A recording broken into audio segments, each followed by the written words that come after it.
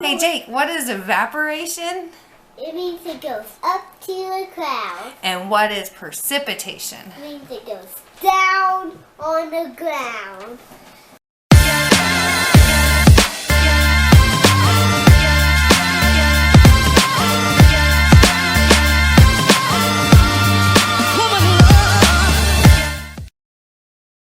Is fill up the water. Not all the way to the top. There you go.